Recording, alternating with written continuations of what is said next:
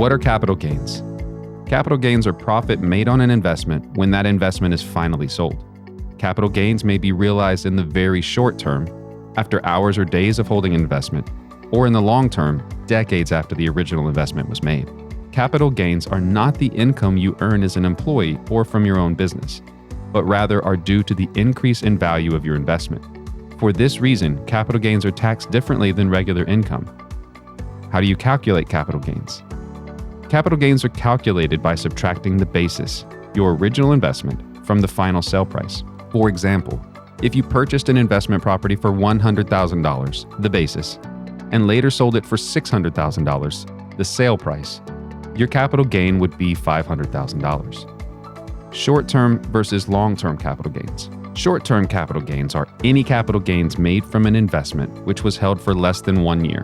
For example, if you purchased stock in a corporation, held it for 9 months, and then sold it for a profit, your profit would be considered a short-term capital gain.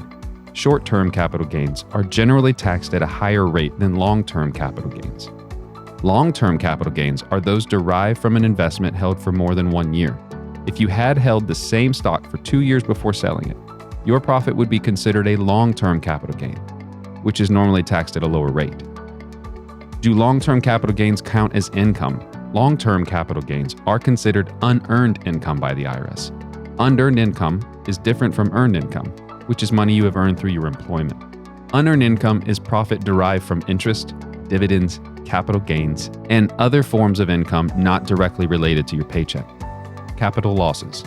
Capital losses occur when the value of an investment is less than the original purchase price and are realized when the investment is sold.